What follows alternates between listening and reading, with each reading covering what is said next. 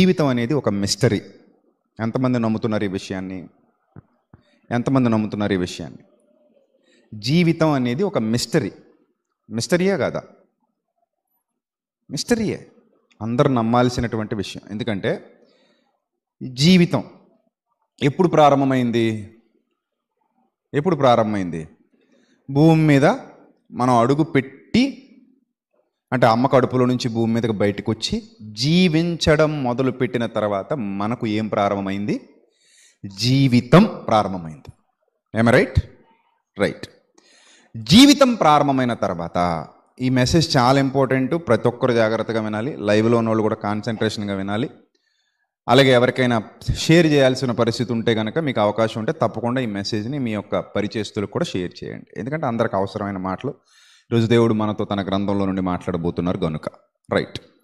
జీవితం అనేది అమ్మ కడుపులో నుండి మనం బయటకు వచ్చిన తర్వాత స్టార్ట్ అయింది. మనందరికీ అలాగే స్టార్ట్ అయింది. లైఫ్ లీడ్ అవుతుంది. నేటి వరకు మనం వచ్చాం. ఇది మనం తెలిసి వచ్చామా, తెలియకుండా వచ్చామా? ఇప్పటి వరకు ఏదైతే జరిగిందో అదంతా నీకు తెలిసే జరిగిందా, తెలియకుండా జరిగిందా? తెలియకుండానేగా జరిగింది. రేపేమి సంభవించునో వీ డోంట్ నో. అసలు మనకి ఏమీ తెలీదు. రేపేంటి అంటే మన మెదడు ఎంత తీవ్రంగా, ఎంత లోతుగా, ఎంత గట్టిగా ఆలోచన చేసినా కూడా రేపేంటి అనేది ఎవ్వరూ చెప్పలేరు. ఎవ్వరు, శాస్త్రవేత్తలు చెప్పలేరు, జ్ఞానులు చెప్పలేరు, గొప్పవారు చెప్పలేరు. ఎవ్వరు నేటి వరకు రేపటిని గురించినటువంటి ఇన్ఫర్మేషన్ ఇవ్వగలిగేటువంటి టెక్నాలజీ కానీ, టాలెంటెడ్ పర్సన్స్ కానీ ఎవ్వరూ మనకి సామాన్య మానవుల్లో నేటి వరకు కానరాలేదు. దీన్ని బట్టి మీ అందరికీ అర్థం కావాలి, చిన్నలు మొదలుకొని పెద్దలందరికీ, లైఫ్ ఈజ్ ఏ మిస్టరీ. నిజం. జీవితం అనేది రహస్యాలతో కూడుకున్నది. దాని నిండా రహస్యాలే ఉన్నాయి. పోనీ మీకు ఇంకా నమ్మకం కలగకపోతే ఒక్కసారి గతాన్ని నెమరు వేయండి. గతాన్ని నెమరు వేస్తే మీకేమర్థమైంది? ఇలా జరుగుతుంది అని మీరు అనుకుంటే జరిగిందా? ఇలా ఉండబోతున్నాము మనం అనుకుంటే ఉన్నామా? ఇలా చెయ్యాలి అనుకుంటే చేసేయగలిగామా? అలా అవుతుందంటే అయిపోయిందా? మన లైఫ్ అంతా వెనక నుంచి చూసుకుంటుంటే, వెనక నుంచి గతాన్ని తవ్వుకుంటూ వస్తుంటే రోజు రోజుకి ఎన్నో మార్పులు మన జీవితంలో కనబడుతూ వచ్చాయి. అవునా కదా? కొందరు మన జీవితం నుంచి వెళ్ళిపోవటం, ఎవరో తెలియని వారు మన జీవితంలోకి రావడం, వాళ్ళు మన జీవితంలో స్థిరపడిపోవడం, ఊహించని పరిణామాలు ఎన్నో మన బ్రతుకులో జరగడం, ఊహించని విషయాలు మన బ్రతుకులో, అంటే అనుకున్నది అవ్వకపోవటం, అనుకోనిది అవ్వడం, జరుగుతుందన్నది జరగకపోవడం, జరగదు అనుకున్నది జరగడం, ఉంటారనుకున్న వారు వెళ్ళిపోవడం, వెళ్ళిపోతారనుకున్న వారు ఉండిపోవడం, బ్రతుకుతారనుకున్న వారు చనిపోవడం, చనిపోతారనుకున్న వారు బ్రతకడం, సంపాదిస్తాననుకున్నవాడు నష్టపోవటం, నష్టపోతానేమో అనుకున్నవాడు ఆటోమేటిక్గా ఏమీ తెలియకుండానే సంపాదించేయటం. ఇవన్నీ కూడా చూస్తుంటే మన చేతుల్లో ఏదైనా ఉందా అని అంటే, మన చేతుల్లో ప్రతిదీ ఉంది అని చెప్పగలిగే అధికారం ఏ మానవుడికి ఎప్పుడూ లేదు. Life is a big mystery. రేపేంటనేది నాకు తెలీదు. నేను అసలు ఇక్కడ వరకు ఎలా వచ్చాను అంటే మనకేం అర్థం కాదు. మన లైఫ్లో ఏం జరిగినా సరే అద్భుతంగా జరిగింది అనుకుంటాం. ఒక్కోసారి చాలా అసహ్యంగా అయిపోయింది జీవితం అనుకుంటాం. అసహ్యంగా జీవితం అయిపోయినా, అద్భుతాలు జీవితంలో జరిగిపోతున్నా, ఇంక ఇంతేనేమో అనుకుంటున్న వాళ్ళు ఉంటారు, ఇంక ఇలాగే ఉంటుందేమో అని ఫిక్స్ అయిపోయిన వాళ్ళు ఉంటారు. కానీ వాళ్ళకి తెలియకుండానే ఏదో టర్న్ తీసుకుంటుంది లైఫ్. చూసారా? దీనికి భక్తులు కూడా అతీతులు కారు. అవునా? ఎస్, భక్తులు కూడా అతీతులు కారు. భక్తులు, మహాభక్తులు అని చెప్పుకున్న వాళ్ళు కూడా సామాన్యులే కదా. ఏలియా మీ వంటి స్వభావము గల మనుష్యుడే. ఏమన్నాడు దేవుడు? ఏలియా సూపర్ న్యాచురల్ పవర్స్ కలిగిన వాడని అనలేదు. ఏమన్నాడు? మీ వంటి స్వభావం గల మనిషే, జస్ట్ మీలాంటిడే, just a human being like you. So అలాంటి ఒక ఏలియా మన వంటి స్వభావం గల మనుష్యుడే అనుకుంటే, ఆయనకు కూడా లైఫ్లో చాలా విషయాలు తెలియక ఒక వృక్షం కింద కూర్చొని నిరాశ చెందుతూ ఫ్యూచర్ ఏంటో అర్థం కాక, భవిష్యత్ ఏంటో అర్థం కాక, తెలియక ఏడుస్తూ దేవునికి ప్రార్థన చేశాడు. ఏమని ప్రార్థన చేశాడంటే, తండ్రి ఇక నన్ను తీసుకెళ్ళిపో, I'm not able to lead my life, it's over, I don't have any hopes, so నన్ను తీసుకెళ్ళిపో, నేను ఉండలేను ఇక్కడ, నా జీవితం వ్యర్థం, నా జీవితం వృధా, నా జీవితం అయిపోయింది. ఒక నిరాశ, ఒక నిస్పృహ. ఆయన చూస్తే సామాన్యుడా అంటే గొప్ప ప్రవక్త, దేవునికి ఇష్టడైన ప్రవక్త, రోషం కలిగిన ప్రవక్త, ధైర్యవంతుడు, సాహసవంతుడు. మరి అలాంటి ప్రవక్తకు కూడా వాట్ అబౌట్ మై ఫ్యూచర్ ఈ క్వశ్చన్ వస్తే వచ్చేటువంటి అల్టిమేట్ ఆన్సర్ ఏంటంటే మిస్టరీ. ఇప్పుడు మీరు అందరు ఇక్కడ కూర్చున్నారు కదా, ఒక్క 5 ఏళ్ల తర్వాత మీరు ఎలా ఉండబోతున్నారు అంటే మీకు ఏమైనా క్లారిటీ ఉందా? లేదు. మీరు అనుకుంటే అయిపోవు, మీరు అనుకోలేదని ఆగిపోవు. గుర్తుపెట్టుకోండి, మీరు అనుకుంటే అన్నీ అయిపోవు, మీరు అనుకోలేదు కదా అని చాలా విషయాలు ఆగిపోవు. Life is going on, life is going on. Life అలా వెళుతూ ఉంటుంది. అందులో ఎన్నో చిక్కుముడులు విప్పబడతాయి, ఎన్నో ముడులు వేయబడతాయి, ఎన్నో సుఖాలు పలకరిస్తాయి, ఎన్నో కష్టాలు కూడా కృంగదీస్తాయి. అటైనా జరగవచ్చు, ఇటైనా జరగవచ్చు, ఏదైనా జరగవచ్చు, కానీ జీవితం మాత్రం పూర్తవుతుంది. అయితే ప్రియులారా, కొంతమంది ఈ మిస్టరీ అన్న విషయాన్ని జీర్ణించుకోలేరు. అక్కడికక్కడ ఏదో సెట్ చేసేయాలని బయట పోరాడకుండా లోపల పోరాడుతుంటారు. ఎక్కువ శాతం మంది సమస్యతో బయట పోరాడాలి, కానీ మనం ఏం చేస్తాం? లోపల పోరాడతాం. సమస్య బయట నుంచి వచ్చినప్పుడు బయట పోరాటమే చేయాలి తప్ప లోపల పోరాటం చేయకూడదు. లోపల పోరాటం అంటే అంతర్గత పోరాటం. అంతర్గత పోరాటం అంటే ఎప్పటికిప్పుడు నువ్వేమీ చేయలేవు. భక్తులు చాలా సందర్భాల్లో డెసిషన్ మేకింగ్ కరెక్ట్గా చేయలేకపోయారు. వాళ్ళు డైలమాలో ఉన్నారు. కొన్ని సందర్భాల్లో డెసిషన్ మేకింగ్ అనేది చేయడానికి అవ్వదు, ఎందుకంటే అది డైలమాలో ఉండాల్సిన పరిస్థితే. మనం అప్పుడు మౌనంగా ఉండిపోవడమే ఉత్తమం. ఇంకా కొన్ని సందర్భాల్లో కాలానికి వదిలేయాలి. దెబ్బ తగిలేసిందండి, రక్తం కారుతుంది, ఇప్పుడు సత్వర పరిష్కారం ఏమైనా ఉందా? ఓపిక పట్టాలా? చెప్పండి. సత్వరంగా ఏమైనా అది అంటుకుపోయి అలా మళ్ళీ ఆ దెబ్బ మానిపోయి అలా మామూలు చర్మం వచ్చేయడానికి సత్వర పరిష్కారం ఏమైనా ఉందా? చెప్పండి, ఉందా? ఏమి లేదండి. మౌనంగా ఊరుకోవడమే. దాన్ని అలా వదిలేసి, ఆ దెబ్బను అలా వదిలేసి, దాన్ని పట్టించుకోవడం మానేసి, నీ దగ్గర ఏమైనా ఉంటే ఆయింట్మెంటో లేకపోతే ట్యాబ్లెటో వేసుకుని మౌనంగా ఊరుకోవడం తప్పితే ఇంక ఎలాంటి హోప్స్ మనకి ఉండవు కదా. అదంతే, ఆ రోజుకి ఆ రోజు అయిపోవాలంటే అవ్వ. అందుకే కొన్ని విషయాలు కాలానికి వదిలేయాలి మనం. అది కాలమే పరిష్కరిస్తుంది. మరి కాలం అంటే ఎవరండి? ఇది ఒక డౌటు, అది అలాగే పెట్టుకోండి, మాట్లాడదాం. కాలం అంటే ఎవరు? నెక్స్ట్, చాలా సందర్భాల్లో మనకి నిరాశ నిస్పృహలు ఎదురైపోయినప్పుడు, ఇబ్బందికరమైన పరిస్థితులు ఎదురైపోయినప్పుడు ఫ్యూచర్ మీద ఏం అవగాహన ఉండదు. ఇప్పటివరకు అదే చెప్పుకుంటున్నాం.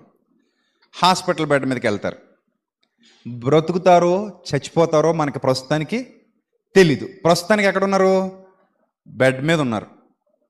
బెడ్ మీద ఉన్నప్పుడు మనందరం ఏం చేస్తామంటే డాక్టర్ దగ్గరికి వెళ్తాం. సార్ ఏంటి సార్ పరిస్థితి అంటే, ఆయనకి ఏమైనా కాన్ఫిడెన్స్ ఉందనుకోండి, డోంట్ వరీ, ఏం పర్లేదు, అంతా సక్రమంగానే ఉంది, ఇబ్బంది ఏమీ లేదు అంటాడు. బాలసుబ్రహ్మణ్యం గారి గురించి అన్నట్టే, త్వరలోనే వచ్చేస్తారు మీ ముందుకి, మళ్ళీ ఆయన పాటలు పాడతారు, మీరేం భయపడకండి అని హెల్త్ బులెటిన్ విడుదల చేశారు కదా. చేశారు లేదా? రిపోర్ట్స్ ఇచ్చేశారు, బయటికి బులెటిన్ విడుదల చేశారు. సో అలాగే మనం కూడా వాళ్ళ మాటలు విని హ్యాపీ అనుకుంటాం. కానీ ఒక సాయంత్రానికో 2 రోజులకో ఒక సీరియస్నెస్ క్రియేట్ చేస్తారు. సీరియస్నెస్ క్రియేట్ చేసి ఏమండి మేము అనుకున్నాం కానీ ఇప్పటివరకు బాగానే సహకరించాడు కానీ ఇప్పుడు సహకరించట్లేదని అంటారు.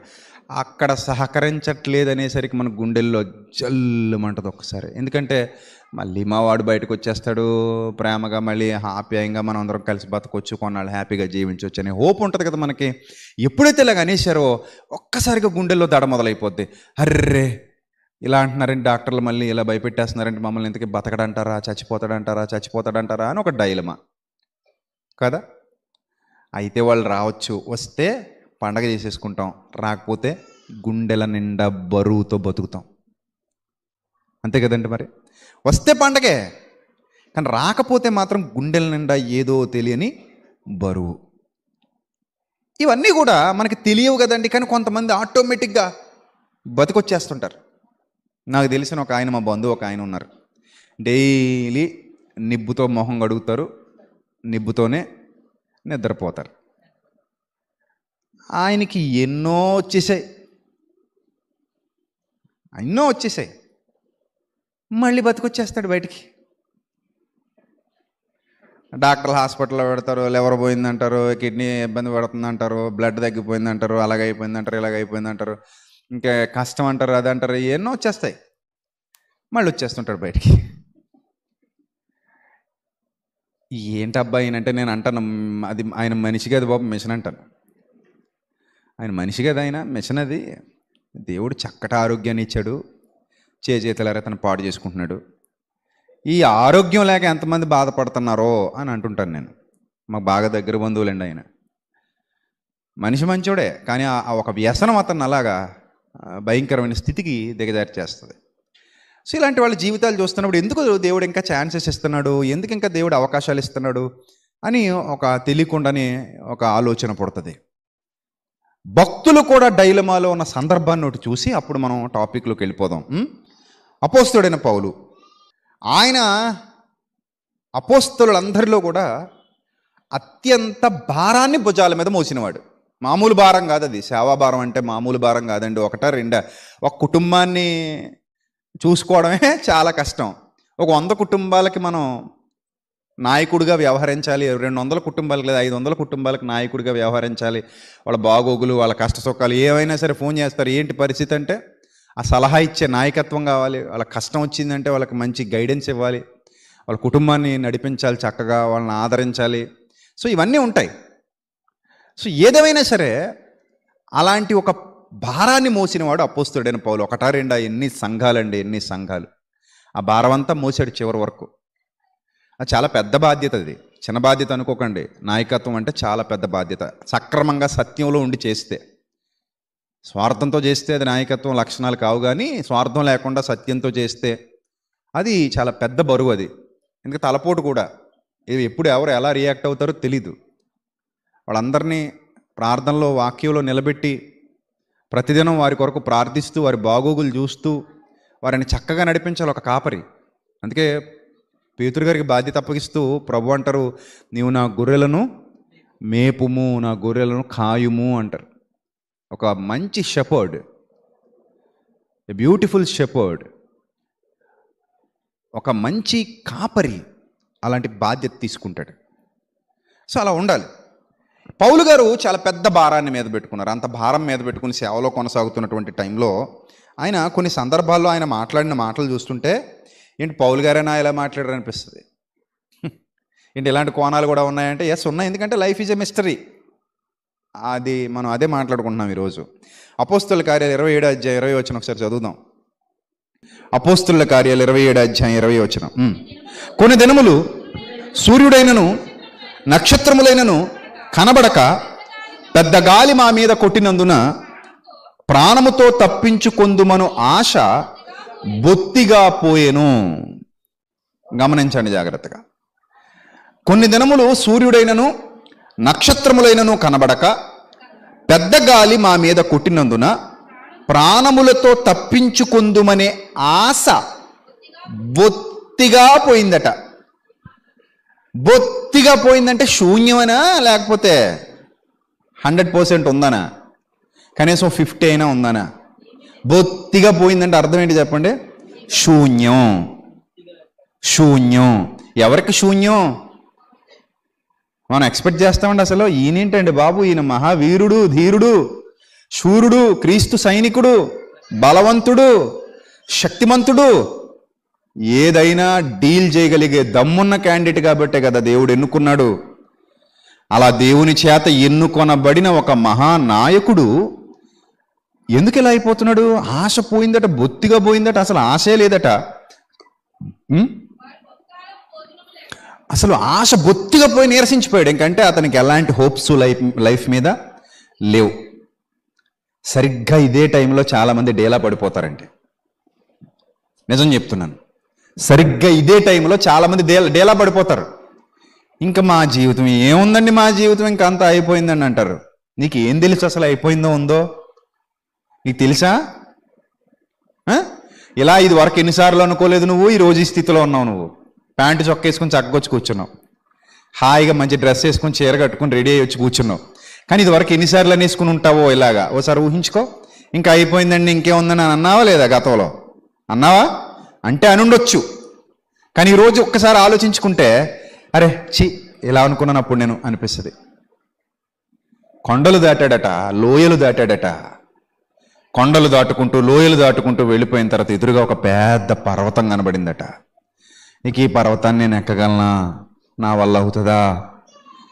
నా జీవితం ఇంతే, ఇంకా ఇక్కడి వరకు ఏదో పరిగెత్తుకొచ్చాను, కొండలు దాటాను, లోయలు దాటాను, కానీ పర్వతాన్ని అధిరోహించడం నా వల్ల కాదు అని అక్కడే కూర్చుని ఏడుస్తుంటే తెలియని ఒక సహాయం అక్కడే లభించింది. చిన్న స్ఫూర్తి, చిన్న మాట సహాయం కావచ్చు, చిన్నదేదో ఒక హోప్ లభించింది. మెల్లిగా ఎక్కడం ప్రారంభించాడు. తెలియకుండానే పర్వతం సగానికి వెళ్ళిపోయాడు. సగం నుండి కిందకు చూశాడు, ఇంకెంతో లేదు, సగమే. ఆ సగం కూడా ఓపికతో ఎక్కడం మొదలుపెట్టాడు. చివరికి పర్వత శిఖరాగ్రానికి చేరుకున్నాడు. పర్వత శిఖరాగ్రానికి చేరుకున్న తర్వాత ఒక్కసారి కిందకు చూశాడు. కిందకు చూస్తే ఆ కింద తానున్నప్పుడు తన పరిస్థితిని గుర్తు చేసుకుంటూ అనుకుంటున్నాడు, అరే ఇంత గొప్ప స్థితికి రాగలిగే సామర్థ్యం ఉన్న నేను అక్కడ కూర్చున్నప్పుడు మాత్రం అనవసరంగా దిగులు పడ్డానే, అనవసరంగా బెంగపడ్డానే, అనవసరంగా విచారపడ్డానే అనుకొని నవ్వుకుంటూ ముందుకెళ్ళిపోయాడు. జీవితం అలాగే ఉంటుంది. ఒక్కోసారి మనకు తెలియదని మనం అనుకుంటాం, అన్ని దారులు మూసుకుపోయాయండి, ఇంకే దారి లేదు మాకు, అన్నీ అయిపోయాయండి, ఇంకేం లేదు మాకు, అన్నీ మాకు కష్టాలే అనుకుంటాం. లైఫ్ అనేది మిస్టరీ అని ఎందుకంటున్నానంటే, ఒక చలనచిత్రం చూస్తున్నప్పుడు నెక్స్ట్ సీన్ ఏంటో మనకి తెలియదు, డైరెక్టర్కి మాత్రమే తెలుసు. మనకు తెలియదు నెక్స్ట్ సీన్ ఏంటో, అది ఎలా ఉండబోతుందో మనకు తెలియదు. లైఫ్ కూడా అంతేనండి, నెక్స్ట్ ఏంటో మనకు తెలియదు. కానీ ఇలాంటి భావజాలం భక్తుల్లో ఉన్నా కూడా వాళ్ళు మన పక్షమునున్నవాడు మనకి తెలియకుండానే సపోర్ట్ చేస్తాడన్న భావంతో బతికారు. ఆ ఫెయిత్ వాళ్ళని కాపాడింది. ఇంకో మాట చూద్దాం, అదే పౌలు గారు కొరింథీయులకు రాసిన 2వ పత్రిక 1వ అధ్యాయం 8వ వచనం చూద్దాం ఒకసారి. కొరింథీయులకు రాసిన 2వ పత్రిక 1వ అధ్యాయం 8వ వచనం ఒకసారి చూద్దాం. అందరూ చూడండి జాగ్రత్తగా. సహోదరులారా, ఆసియాలో మేము ఉండగా మాకు శ్రమ వచ్చింది, మాకు తటస్థించినటువంటి శ్రమ. ఆసియాలో మేము ఉండగా మాకు తటస్థించినటువంటి శ్రమను గూర్చి మీకు తెలియకుండుట మాకు ఇష్టం లేదు. అది మీకు అర్జెంటుగా చెప్పాలి. ఆ శ్రమను గూర్చి మీకు అర్జెంటుగా చెప్పాలి. అదేదనగా మేము బ్రతుకుదుమను నమ్మకము లేకయుండునట్లుగా మా శక్తికి మించిన అత్యధిక భారము వలన కృంగిపోతుమి. ఏమి లేదట, బతుకుదుమను నమ్మకం అంటే దానికి పర్యాయపదం ఉంది బైబిల్లో. ఏంటి? ఎస్, నమ్మకము అంటే పర్యాయపదం విశ్వాసం. పౌలు గారి నోటి వెంట రావాల్సిన మాట ఇది అంటాం మనం. ఎవరంటారంటే కడుపు నిండోడు అంటాడు, కడుపు కాలివాడు అండవు. ఎందుకంటే ఆ టైంలో ఆలోచనలు వేరు.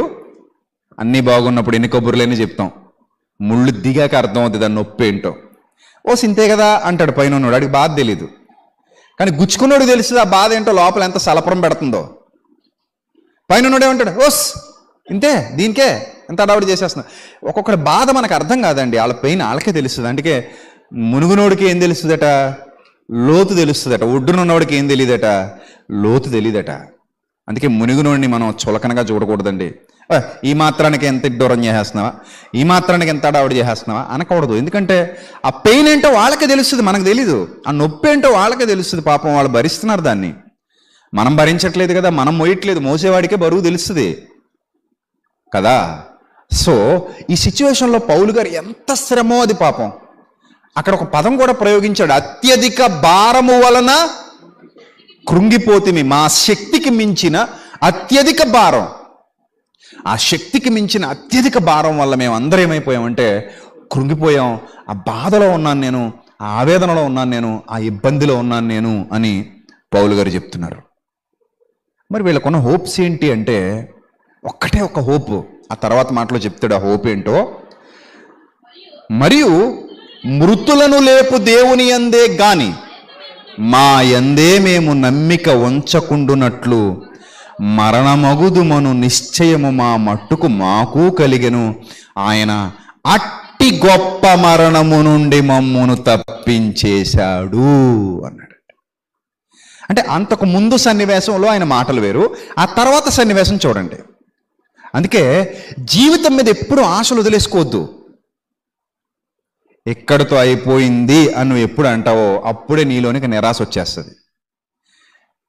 ఇంకేముందండి బాబు మా జీవితం అంటారు కొంతమంది. నీకు తెలుసా ఉందో లేదో? నువ్వు అనొచ్చా మాట? చెప్పు. ఇంకేముందండి మాకు అంటారు, అనొద్దు. ఏముందో, ఏం దాచిపెట్టాడో ఆయన ఏం దాచిపెట్టాడో, ఆయన ఎటు నడిపించబోతున్నాడో, ఆయన ఏం చెయ్యబోతున్నాడో మనకేం తెలుసు మన లైఫ్ విషయంలో? మనకేం తెలుసండి? కాలానికి వదిలేయాలి, కొన్ని మౌనంగా ఉండాలి, ఎదురు చూడాలి. ఇంతకీ కాలానికి వదిలేయాలంటే ఎవరికి వదిలేయాలని అర్థం? కాలం అంటే ఎవరు? ఒక్క ముక్కలో చెప్పాలంటే కాలము అంటే దేవుడే. కాలము అంటే దేవుడే. ఆయన అంతటా అన్నిటి యందు ఉన్నవాడు, సర్వకాలములలో ఆయన ఉన్నాడు. కాలములు సమయములు ఎవరి స్వాధీనం? ఆయన స్వాధీనం. ఆయన సృష్టిస్తేనే కాలం పుట్టింది. అర్థమవుతుందా? ఒక రకంగా చెప్పాలంటే కాలానికి తండ్రి ఆయన. కాలానికి కూడా ఆయనే నాయకుడు, కాలానికి కూడా ఆయనే సృష్టికర్త, ఆయనే తండ్రి. కాలానికి కూడా, కాలాన్ని కూడా సృష్టించిన కాలాతీతుడు. కాలాతీతుడు అంటే కాలము ఆయన వశములో ఉంది తప్ప ఆయన కాలవశుడు కాదు. మానవుడు కాలవశుడు కానీ దేవుడు కాలవశుడు కాడు. ఆయన కాలాన్ని కంట్రోల్ చేయగలిగే క్యాపబిలిటీ కలిగిన వాడు. కాలములు సమయములు తండ్రి తన స్వాధీనమందుంచుకుని ఉన్నాడు అని సాక్షాత్తు మన రక్షకుడైన ప్రభువే చెప్పేశారు.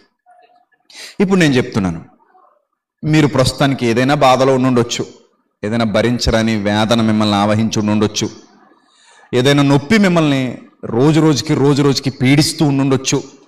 కానీ అది అలాగే ఉండిపోద్దని మీరు ఎందుకు అనుకుంటున్నారు అంటున్నాను నేను. అది అలాగే ఉండిపోద్దని మీరు ఎందుకు అనుకుంటున్నారు? ఎప్పుడు జీవితం మీద ఆశలు వదిలేసుకోకండి. ఎప్పుడు ఎలా ఉంటుందో ఎవ్వరికి తెలియదు. ఒక ఆయన జీవిత చరిత్ర చదివాను. ఏమీ లేనప్పుడు ఒక వివాహానికి వెళితే ఆకలి భరించలేక అతని దుస్తులు చూసి ఇతను ఆహ్వానితుడు కాదు అని గుర్తించి ఆ వివాహానికి వెళ్ళేటప్పుడు ఎవరి పనిలో వాళ్ళు ఉన్నా కానీ గేటు దగ్గర కొంతమంది లోపలికి ఇన్వైట్ చేసేవాళ్ళు పెద్దలు ఉంటారుగా, వాళ్ళు చూసి అరే నువ్వు లోపలికి రావడానికి వీల్లేదు, నువ్వు ఎవడో అనామకుడివి, వచ్చి ఇంత మంచి పెద్దోళ్ళందరూ, ఇంత సెలబ్రిటీలందరూ, ఇంత గొప్ప వాళ్ళందరూ ఇక్కడ భోజనం చేస్తున్నప్పుడు నువ్వు వచ్చి భోజనం చేయడానికి వీల్లేదు, గెట్ అవుట్ అని అతన్ని తోసేశారు. తోసేస్తే ఆకలి బాధ, పరువు గుర్తురాదు. ఇంకప్పుడు ఆకలికి పరువు తెలుస్తుందా? పరువు ఏం చేసుకుంటామండి అప్పుడు? నా పరువు ఏంటి, నా ప్రతిష్ఠ ఏంటి అని అనిపించదు. ఎందుకంటే లోపల ఉన్న ఆకలికి పరువు తెలీదు, బరువు తప్ప. లోపల ఉన్న ఆకలికి ప్రతిష్ఠ తెలీదు, ఆ నొప్పి తప్ప. అప్పుడు బయటకు గెంటేస్తే బయటపడిపోయినటువంటి ఆ వ్యక్తి ఏం చేయాలో అర్థం కాక అటు ఇటు చూస్తున్నప్పుడు ఈలోగా అదే వివాహంలో నుంచి ఒక ఆవిడ ఒక బకెట్ పట్టుకుని వస్తుంది. ఆ బకెట్ నిండా ఎంగిలి విస్తరాకులు ఉన్నాయి, బయట పడేసిపోతుంది. వాళ్ళకు కూడా అక్కలేదు. ఇంకొన్ని పెళ్ళిళ్ళు అయితే మిగిలిపోయి వీళ్ళు తీసుకుంటుంటారు, పనిచేసే వాళ్ళు తీసుకుంటారండి. దాన్ని కూడా మనం చీప్ చేయకూడదు, తప్పు అలా అనకూడదు. ఎందుకంటే ఏమో పాపం వాళ్ళ జీవితంలో అది అవసరమేమో. వాళ్ళ ఇంటి దగ్గర ఎవరున్నారో అప్పుడప్పుడు చూడండి స్వీట్ మిగిలిపోద్ది, మనం పొట్ట నిండిపోయి వదిలేస్తాం అంతే. లేకపోతే ఏదైనా కర్రీలు వదిలేస్తుంటాం పొట్ట నిండిపోయి. లేకపోతే ఏదో ఒకటి లోపల ఆకు మీద అన్నీ తినేయం కదా, ఆశకు పెట్టించేసుకుంటారు, పడేస్తుంటారు. రోగం ఇది. నేను అది అస్సలు ఇష్టపడినలాగా. మీరు ఎప్పుడైనా సరే నా భార్యని అడగండి నా కంచం ఎలా ఉంటుందో, నేను తిన్న తర్వాత నాకు కంచం ఎలా ఉంటుందో నా భార్యని అడగండి. లేదా నేను మీటింగ్లకి వెళ్ళినప్పుడు నాకు భోజనం పెట్టేవాళ్ళని అడగండి నాకు కంచం ఎలా ఉంటుందో. నాకు పెట్టినప్పుడు ఎలా ఉందో నేను తినేసిన తర్వాత కూడా అలాగే ఉంటుంది కంచం. నేనేం వదలను అందులో. ఎందుకంటే మనం ఇష్టం వచ్చినట్టు తినేసి, ఇష్టం వచ్చినట్టు వదిలేసి, ఇష్టం వచ్చినట్టు పడేసి, అది ఎంత పడితే అంత వేస్ట్ చేసేయండి అనడానికి బయట ఎంతమంది ఆ ఒక్క మెతుకు దొరికితే చాలని ఎదురు చూస్తున్నారు వాళ్ళు. అందుకే కావాల్సినంతే పెట్టించుకో, కావాల్సిన దానికంటే కూడా తక్కువ పెట్టించుకో. నీకు కేజీ ఆకలి ఉంటే 1/2 కేజీ పెట్టించుకో. 1/2 కేజీ తిన్న తర్వాత అడుగు కడుపుని సరిపోయిందా అని. సరిపోయిందంటే ఇంక పైకి వెళ్ళకు, ఆగిపో అక్కడితో. అప్పుడు వృధా అవ్వదు. కేజీ ఆకలి ఉంటే 5 కేజీలు పెట్టించేసుకుంటారు దరిద్రపు కక్కుర్తి. ఇంకేం ఉండదేమో అన్నట్టు ఆకు నిండా పెట్టుకుంటారు, పట్టుకెళ్ళి అందులో పడేస్తారు. ఎక్కడ ఏ ఫంక్షన్ అయినా చివరికి మన వార్షికోత్సవం రోజు కూడా అదే జరిగి ఉంటుంది. నేను చూడలేదు అంతే, చూడలేదు కానీ నాకు కుదరక అదే జరిగి ఉంటుంది. సెమినార్లో కూడా కొన్ని సందర్భాలు అలా చేస్తుంటారు కొంతమంది. అది నీకు ఆ స్థితిలో కానీ నువ్వు ఉంటే ఏదో ఒక రోజు దేవుడు నీకు ఆ విలువ చూపిస్తాడు. అప్పుడు కూర్చొని ఏడుస్తావు, గుర్తుపెట్టుకో. నేను చిన్నప్పుడు అన్నం తింటుంటే మా అమ్మ అనేది, అరే నాయన కంచం చుట్టూ ఎంగిలి మెతుకులు వేయకుండా తిను అనేది చిన్నప్పుడు. ఎందుకు అలా నేర్పిస్తుందంటే మా తాత ఎవరు ఉండేవాడట, ఆయనకి ఆకలి బాధ తెలిసట. అన్నం విలువ రైతుకే తెలుస్తుంది కదా. అప్పుడు మా అమ్మ వాళ్ళ నాన్నగారు అనుకుంటా, భోజనం దగ్గర కంచం దగ్గర ఒక్క మెతుకు పడినా తీసి మళ్ళీ అందులో వేసేవాడట. తీసి మళ్ళీ అందులోనే వేసేవాడు కళ్ళకద్దుకుని. ఎందుకంటే ఆ విలువ తెలుసు, ఆ ఆకలి బాధ అర్థమైనడు కాబట్టి రైతుకి తెలుసు. అంతే తప్ప ఇది పాడే చల్లుకుంటూ తినే అని రైతు అండవు ఏమండి. ఎందుకంటే అలాంటి విలువ తెలిసిన వాళ్ళ దగ్గర విలువ నేర్చుకోకపోతే ఆ తర్వాత వాళ్ళ పిల్లలు చాలా ఇబ్బందులు ఎదుర్కోవాల్సి వస్తుంది. అది కూడా మా కళ్ళతో చూసాం. ఒక సంచి పట్టుకుని మా అమ్మ బంధువుల్లో ఒక ఆయన ఇంటింటికి తిరిగేవాడు, బాబు మాకేమైనా ఓ పూట బియ్యం ఇస్తారా, ఇంటి దగ్గర పిల్లలు ఉన్నారు భోజనం పెట్టుకోవాలి, ఓ పూట బియ్యం ఏమైనా ఇస్తారా అని. ఏమండి. సో కాబట్టి ఎప్పుడు కూడా మనం ఇష్టం వచ్చినట్టు చల్లేసి ఇష్టం వచ్చినట్టు పడేయకూడదు. ఏదో ఉంది కదా అని చెప్పేసి ఇష్టం వచ్చినట్టు వృధా చేసేసి ఇష్టం వచ్చినట్టు చల్లేసుకుని ఏం పర్లేదులేండి ఇంకా మనం మళ్ళీ తెచ్చుకుంటాం, మనకు బోళ్ళు బియ్యం మనకేందిలే అనుకుంటే ఈ స్థితిలో అందరు లేరు. నువ్వు ఉండొచ్చు, నువ్వు గొప్పదానివి కాబట్టి నువ్వు చల్లేసే స్థితిలో ఉండొచ్చు, వండి పడేసే స్థితిలో ఉండొచ్చు, నువ్వు ఇష్టం వచ్చినంత పెట్టించేసుకుని ప్లేట్ విసిరేసే స్థితిలో ఉండొచ్చు. కానీ బయట ఆ స్థితిలో చాలా మంది లేరు. ఆ ఒక్క మెతుకు కోసం ఎన్ని ప్రాణాలు ఆశగా ఎదురు చూస్తున్నాయి తెలుసా. ఆ ఒక్క మెతుకు దొరికితే ఆ పూట గడుపుకోవచ్చని ఎంతమంది పొట్ట ఎముకలకు అంటుకుపోయి ఆశతో తేరి చూస్తున్నారు తెలుసా. అది మనకు అర్థం కాదు. ఆ పనికెళ్ళిన వాళ్ళు పాపం మీరు తిన్నది వదిలేస్తే వాళ్ళు మెల్లిగా ఒక చిన్న క్యాన్లు కవర్లో పెట్టుకుంటారు. వాళ్ళు పెట్టుకుని స్వీట్లు వదిలేస్తే స్వీట్లో కవర్లో వేసుకుంటారు, కర్రీ వదిలేస్తే కర్రీ ఒక కవర్లో వేసుకుంటారు, బిర్యానీ వదిలేస్తే బిర్యానీలో ఒక కవర్లో వేసుకుంటారు. నిజం ఇది నిజం, పచ్చి నిజం. అవి పట్టుకెళ్ళి తింటుంటారు కొంతమంది. లేదు పని చేసే వాళ్ళకి ఆ పరిస్థితి లేదు అనుకుంటే బయట ఇంకో కొంతమంది ఉంటారు, దీనులు, అనాథలు, దిక్కులేని వాళ్ళు. కనీసం వాళ్ళైనా ఆ ఆకుల్లో ఎత్తుక్కుంటారు. ఇప్పుడు నేను చెప్తున్నటువంటి ఆ వ్యక్తి కూడా ఆకుల్లో తిని బతికాడట. ఆ రోజు పొట్ట పోషించుకున్నాడు. ఆకుల్లో తిని, ఆ ఆకుల్లో మిగిలిపోయిన ఆహారం ఏరుకొని తిని. మనం ఎంగిలి తింటాం, అసలు చీ అంటాం. ఎంగిల్ అంటే ఏమంటాం? చీ. ఎస్, నీకు చీ, నాకు చీ. కానీ అతనికి మాత్రం అది చీ కాదు. ఆ ఎంగిల్ అతనికి చీ కాదది. అతను ఎంగిల్ చేశారా ఏం చేశారో అతను ఏం పట్టించుకోడు, తింటాడు. ఎందుకంటే తినకపోతే చచ్చిపోతాడు. అతనికి తెలుసు ఆకలి విలువ. అలాంటి వ్యక్తి తానికి నా జీవితంలో ఏదీ లేదు ఇంకా అంతా అయిపోయింది అనుకున్నటువంటి వ్యక్తి తర్వాత ఒక పెద్ద హోటల్కి అధిపతి అయ్యాడు. ఇది నిజం. మీరు కావాలంటే చెన్నై వెళ్ళి చరిత్ర నిజమో కదా అడగండి. అక్కడ ఒక హోటల్ ఉంది. ఆ హోటల్లో ఎవడైనా అన్నం వదిలేస్తే బిల్లు వేస్తారు ఎక్స్ట్రాగా. పరేయడానికి వీల్లేదు, అక్కడ వదిలేయడానికి వీల్లేదు. కావాలంటే కడుపు నిండా తిను, లేదా పెట్టిందంతా తిను. లేదు నేను వదిలేస్తానికి తినలేనంటావా, డబల్ బిల్ కట్టువు. నీకు అలాగే ఇష్టమైతేనే రా, ఇష్టం లేకపోతే పో. ఇలాంటి వాళ్ళు కూడా ఉన్నారు. ఎందుకంటే వాళ్ళకి తెలుసు ఆకలి విలువ. ఆయన అంటాడు, అప్పుడు నేను చచ్చిపోవాలన్న ఆలోచన చాలాసార్లు వచ్చిందట. ఆకలేసిన ప్రతిసారి అనిపించేదట చచ్చిపోవాలి చచ్చిపోవాలి చచ్చిపోవాలని. రోజుకు 3 సార్లు అనిపిస్తుంది మరి చచ్చిపోవాలని. కనీసం రోజుకి ఎన్నిసార్లు అనిపిస్తుంది? 2 సార్లు అనిపిస్తుంది చచ్చిపోవాలని. కానీ ఈరోజు అతను ఆకలితో అలమటించే వాళ్ళు చాలామందికి అన్నం పెడుతున్నాడు. తన దగ్గర ఉన్న డబ్బులతో తను సంపాదించుకున్నాడు, మంచి స్థితికి ఎదిగాడు. ఇప్పుడు ఆయన ఏసీ రూమ్లో ఉంటున్నాడు, మంచి భోజనం ఉంది, సమృద్ధికరమైన స్థితిలోనే ఉన్నాడు, 10 మందికి పెట్టగలిగే స్థితిలో ఉన్నాడు. సో జీవితం ఎప్పుడు ఒకలా ఉండదు అనటానికి ఇలాంటి నిదర్శనాలు ఎన్నెన్నో ఉన్నాయి. ఎందుకు ఈ మాటలు మీ అందరికీ చెప్తున్నానంటే, ఈరోజు నీకు రోగం రావచ్చు, ఈరోజు నీకు నిరుద్యోగం ఉండొచ్చు, ఈరోజు నీకు అప్పులే ఉండొచ్చు, ఈరోజు నీకు సమస్యలే ఉండొచ్చు, ఈరోజు నీకు ఎలాంటి పరిస్థితులైనా ఉండొచ్చు. అవన్నీ అలాగే ఉంటాయని ఎవడు చెప్పడు.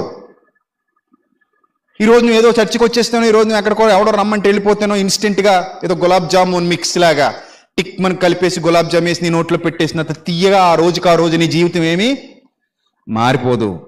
టైం, కాలానికి అవకాశం ఇవ్వాలి. నీ ప్రయత్నం నువ్వు చేస్తూ, ఓపికతో ఎదురు చూస్తూ, సహనంతో ఎదురు చూస్తూ కాలానికి అవకాశం ఇస్తే తప్పకుండా అది ఏదో ఒక రోజు చక్కబడుతుంది. శరీరానికి ఉన్న గుణం ఏంటి తెలుసా? దేవుడు పెట్టిన గుణం. శరీరానికి ఏదైనా చిన్న సమస్య వచ్చింది అనుకోండి, లేదా చిన్న దెబ్బ తగిలింది అనుకోండి, దాన్ని అదే మానుపుకుంటుంది. నువ్వు మందు లేకపోయినా మానుపుకుంటుంది. దానికి ఆ గుణం ఉంది.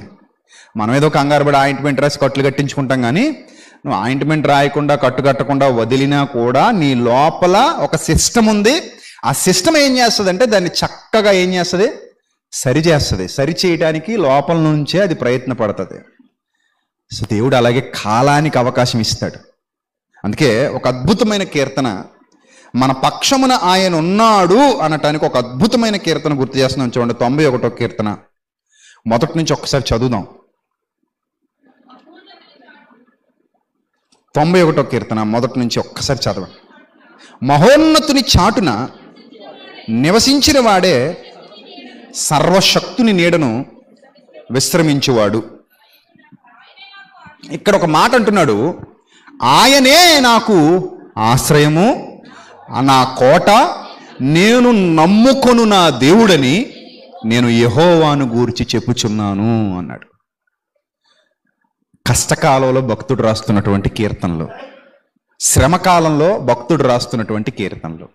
అప్పుడప్పుడు చూడండి, కొంతమంది పిల్లలు ఫోన్ చేసి, ఇంకా అన్నయ్య ఏమి లేదన్నయ్య, అయిపోయింది అన్నయ్య జీవితం, నా జీవితం వృధా అన్నయ్య, నా జీవితం వేస్ట్ అంటారు.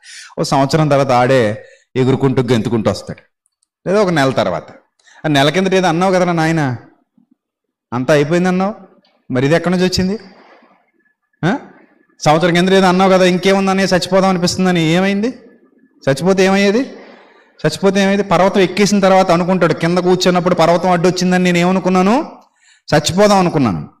కానీ పర్వతం ఎక్కేసి కిందకు చూసుకున్న తర్వాత ఏమనుకుంటున్నానంటే, నేను ఇంత బుద్ధిహీనంగా ఆలోచించానంటే ఆ క్షణంలో అనుకుంటున్నాను. ఇంత తేడా ఉంటుంది జీవితంలో.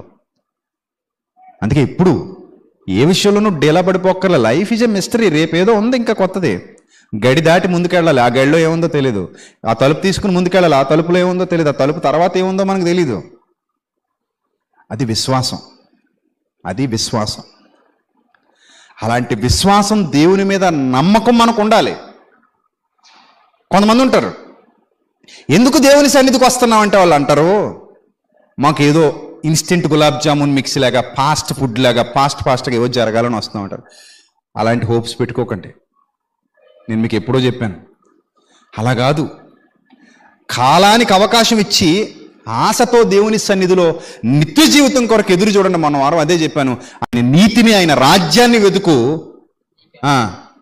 ఆయన నీకు తగిన కాలముందన్నీ సమకూరుస్తాడు.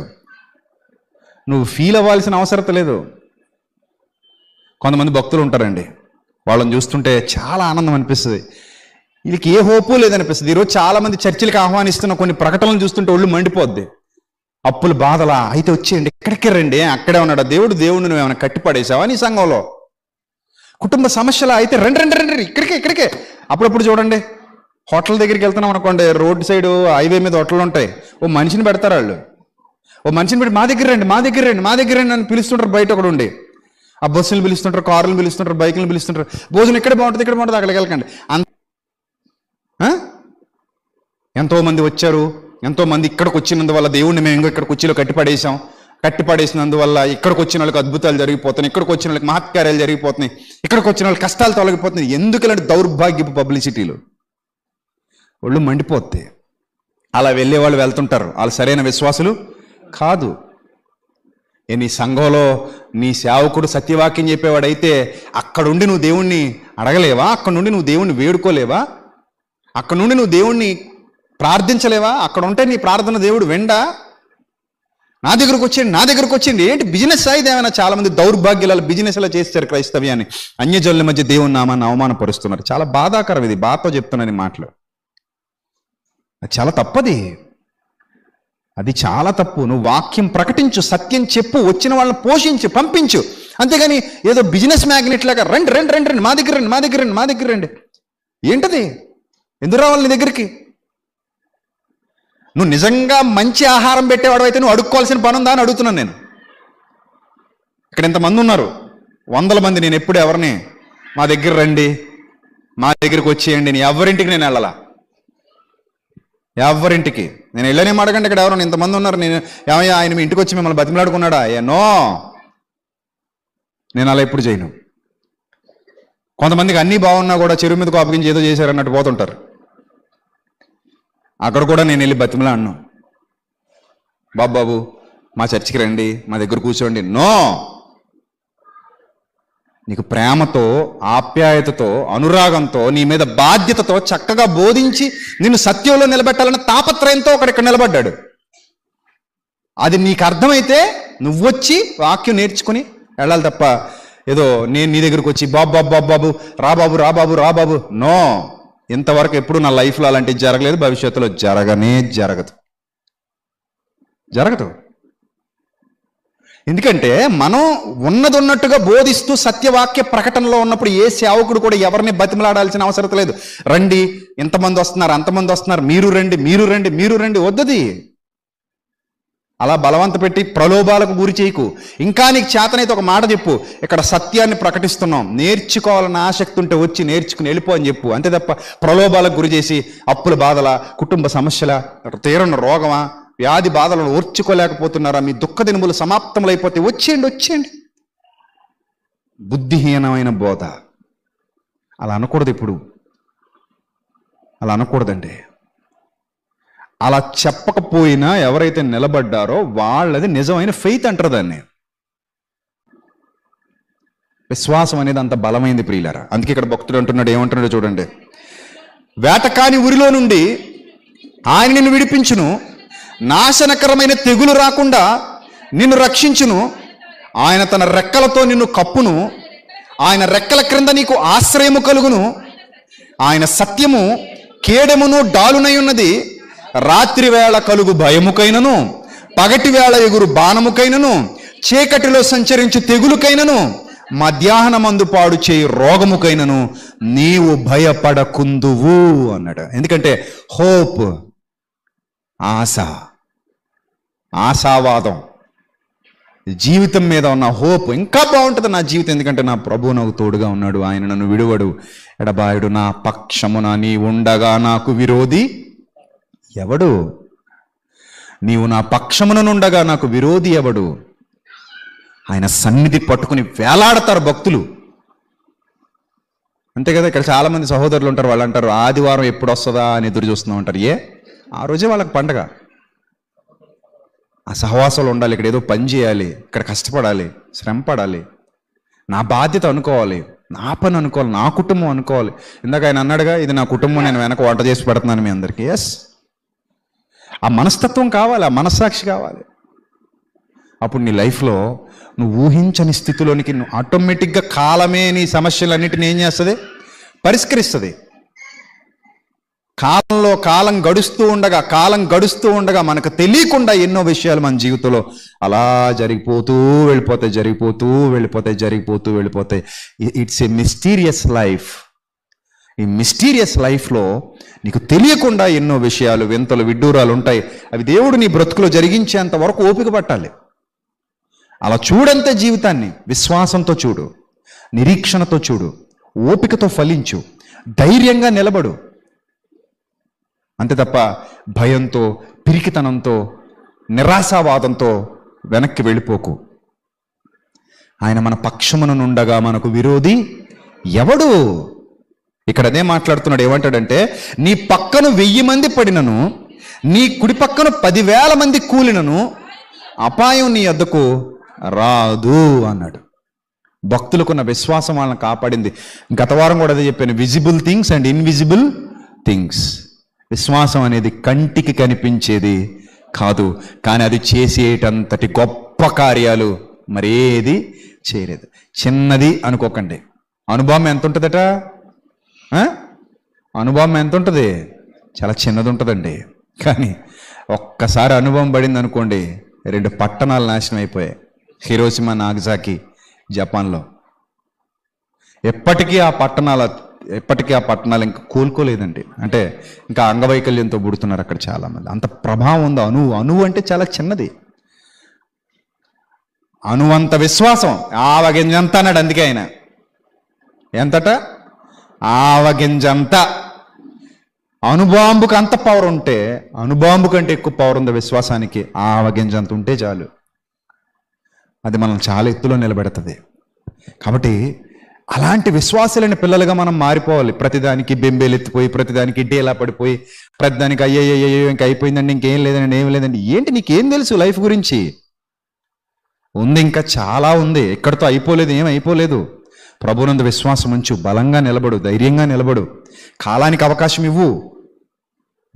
గాయములు కట్టువాడు ఆయన. ఎవరైనా ఏ గాయములు, మానని గాయములు కూడా కట్టువాడు మన దేవుడు. ఆయన మన పక్షమునుండగా మనకు విరోధి ఎవడు? ధైర్యంగా ఉండండి. జీవితంలో ఏ స్థాయికి నువ్వు వెళ్ళబోతున్నావో నీకు తెలీదు. ఈరోజు సమాజంలో ఆ స్థాయికి వెళ్ళిన వాళ్ళందరూ అలాగే, ఒకప్పుడు ఏమీ తెలియదండి మాకు, అసలు ఈ స్థితిలో ఉన్నామండి మేము, ఈరోజు ఈ స్థితిలోకి వచ్చేసామండి అంటారు. కాబట్టి ప్రియమైన దేవుని ప్రజలారా, ఆయనకు అవకాశం ఇవ్వండి. విశ్వాసమందు భాగ్యవంతులు అవ్వండి. ధైర్యంగా నిలబడండి. ఆ విశ్వాసం అన్నది ఒక్కటి కాపాడుకోండి. మీ జీవితంలో చాలా కార్యాలు చేస్తుంది ఆ విశ్వాసం. బలంగా నిలబడండి, శక్తివంతులుగా నిలబడండి, గనులుగా నిలబడండి. దేవుని సముఖము ఎదుట ఆయన సన్నిధాన వర్తనులుగా నిలవబడండి. అది మనకు ఆశీర్వాదం, మన జీవితాలకు దీవెన. అంతే తప్ప అంతా అయిపోయిందని ఎప్పుడు అనుకోవద్దు. యోసేపు అలాగా అనుకున్నాడా? గోతులో పడ్డప్పుడు ఇంకేముంది, అంతా అయిపోయిందని. సరే, గోతులోంచి లేపాడు. పోతీఫర్కి అమ్మేశాడు, ఐగుప్తు వర్తకులకు అమ్మేశారు.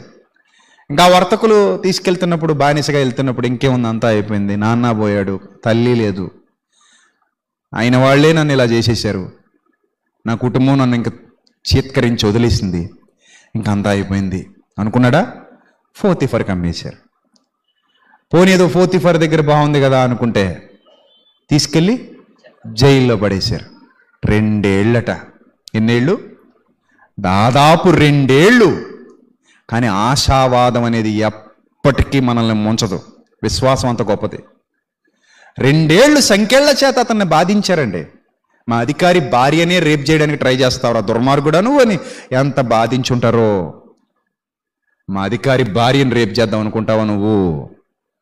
ఎక్కడి నుంచో బానిసగా వచ్చిన బానిసవి నువ్వు వచ్చి మా అధికారి భార్య మీద కన్నేస్తావా? ఆవిడ్ని ట్రాప్ చేద్దామని చూస్తావా? లేకపోతే ఆవిడని బలవంత పెట్ట చూస్తావా అని ఎంత బాధించారో, ఎంత కొట్టారో, ఎంత హింసించారో, ఆ సంఖ్యలు ఎంత నొప్పి పుట్టాయో ఆ రోజుల్లో.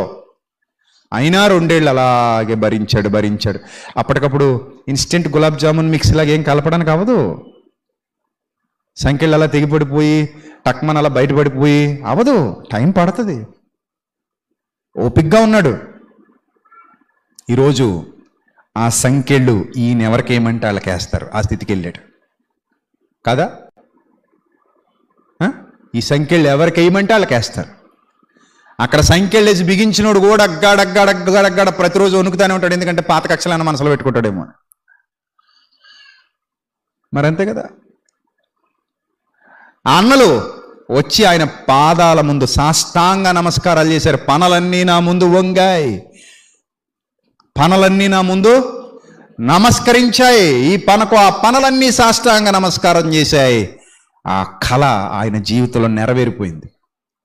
హోప్స్, లైఫ్ ఎప్పుడు ఒకలా ఉండదు. గోతులో ఊహించుకోకు అయిపోయింది అనుకోకు, చెరసాల్లో ఊహించుకోకు అయిపోయింది అనుకోకు, ఐగుప్తు వర్తకులకు అమ్మేశారు ఇంకా అయిపోయింది అనుకోకు. పోనీ చెరసాల్లో ఆడి బయటికి వెళ్ళాడు, పానదాయకులు ఎదిపోతే వచ్చాడు, భక్ష్యకారులు ఎదిపోతే వచ్చాడు, ఒకడు బతుకుతాడు ఒకడు పోతాడని చెప్పాడు, వాడు బయటికి వెళ్ళిపోయాడు, బతికేశాడు, మర్చిపోయాడు. అరే నన్ను బయటికి తీసుకెళ్తా అన్నాడు కదా, మర్చిపోయాడు ఏంటని హోప్స్ అన్నీ పోయి ఇంకేముంది. ఎన్ని 1-2 దెబ్బ మీద దెబ్బ తగులుతానే వచ్చింది.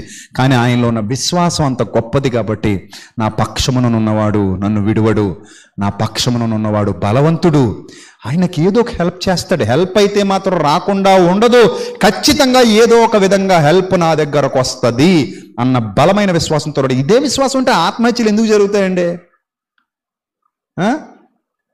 ఈ విశ్వాసం ఉంటే ఆత్మహత్యలు ఎందుకు జరుగుతాయంటున్నాను. ఆయనకు పరిష్కారం కానిదంటూ ఈ ప్రపంచంలో ఏది లేదు. ఆయన సమర్థుడు, ఆయన నన్ను విడువడు, నా పక్షమునను ఉన్నాడు. అలాంటి విశ్వాసంతో బతకండి. అర్థమైందా? అది మనకు నేర్పిస్తున్న పాఠం. ఇది నా పక్షమునను ఉన్నాడని భక్తులు మనకు నేర్పిస్తున్న పాఠం. ఈ పాఠాలు వినాలి, ప్రభువునందు బలవంతులు కావాలి. తలలు వంచండి, ప్రార్థన చేసుకుందాం. పరిశుద్ధుడా, ప్రేమ కలిగిన తండ్రి, అనువంత విశ్వాసం, ఆవగింజంత విశ్వాసం మాలో ఉంటే ఎన్ని సంవత్సరాలైనా ఓపికతో ఎదురు చూస్తూ ఫలిస్తాం ప్రభువా. నేటి వరకు ఎన్నో విషయాల్లో మమ్మల్ని బలపరిచారు, మమ్మల్ని భద్రపరిచారు, మీ సహాయం అనుగ్రహించారు, మీ కృపలో మమ్మల్ని నడిపిస్తున్నారు, వర్ధిలింపజేస్తున్నారు. తండ్రి, వెత్తబడిన వాక్యం పిల్లలందరి హృదయాలలో 30 60 100 ఫలింపజేయండి తండ్రి. వారు విని విడిచిపెట్టే గుంపులో ఉండక విన్న వాక్యమును అనుసరించి జీవించగలిగే భాగ్యాన్ని ప్రసాదించండి. మీ సహాయమును దయచేయండి, మీ కాపుదల ప్రసాదించండి. నమ్మకస్తులుగా మమ్మల్ని అందరినీ నిలువబెట్టండి తండ్రి. విశ్వాసమనున్నది నిరీక్షింపబడు వాటి యొక్క నిజస్వరూపము, అదృశ్యమైనవి ఉన్నాయనుటకు మా దగ్గర ఉన్న రుజువని మా కొరకు మీరు వ్రాయించిన మాట నిత్యము జ్ఞాపకం చేసుకుంటూ మీ యొక్క మార్గములో స్థిరులుగా కదలని వారిగా మీ కుమారుడైన క్రీస్తు వారి కార్యాభివృద్ధి యందు ఆసక్తులమై ఎప్పటికీ తండ్రి మా పరిధిలో మేము మీ సేవ ఉన్నతంగా జరిగించడానికి సహాయం చేయండి తండ్రి. సత్యమును విడువక, అబద్ధమును ప్రేమించక, నమ్మకంతో చావైనా బ్రతుకైనా ఆకలైనా దప్పికైనా తండ్రి తలెత్తుకుని జీవించగలిగే, గర్వంగా విజయ దరహాసంతో బ్రతకగలిగే విశ్వాస సంబంధమైన నిరీక్షణతో కూడిన జీవితం మా అందరికీ ప్రసాదించండి ప్రభువా. నిజమే తండ్రి, మీ కుమారుడైన క్రీస్తు వారు తెలియజేసినట్టు రేపేమి సంభవించబోతోందో మాకు తెలియదు. మా జీవితం అంతా మిస్టరీయే. కానీ మా జీవితం ఎంత మిస్టరీ అయినా మీరు మా జీవితంలోనికి వచ్చిన తర్వాత అది హిస్టరీగా మిగిలిపోతుంది, అనేక మందికి మార్గదర్శకత్వం అవుతుంది. అది మేము చూసాం ప్రభువా. మీరు రాయించిన గ్రంథంలో ఎంతోమంది జీవితాల్లో వారి జీవితం వాళ్లకు మిస్టరీ అయినప్పటికీ అదొక హిస్టరీగా మీరు మార్చేశారు. దయగలిగిన మా తండ్రి, అలాగే మా జీవితాన్ని కూడా వెలిగించండి, మీ కృపలో భద్రపరచండి. నిరీక్షణతో, ఓపికతో మీ వైపు చూస్తూ ఎక్కలేనంత ఎత్తైన కొండపైకి మీరు మమ్మల్ని ఎక్కించగలరన్న స్థిరమైన నమ్మకంతో మీ పిల్లలు బ్రతకడానికి సహాయం చేయండి. ఏ స్థితిలో అయినా సరే మిమ్మల్ని గణపరుస్తూ మీ నామ మహిమార్థమై సత్యవాక్య ప్రకాశముతో జీవించగలిగే భాగ్యాన్ని ప్రసాదించమని ఘనత, మహిమ, ప్రభావములు మీకే చెల్లిస్తూ క్రీస్తు నామంలో ఈ ప్రార్థన మనవులు అడిగి వేడుకొనుచున్నాం మా కన్న తండ్రి. ఆమెన్. అందరికీ వందనాలు. May God bless you all. Thank you.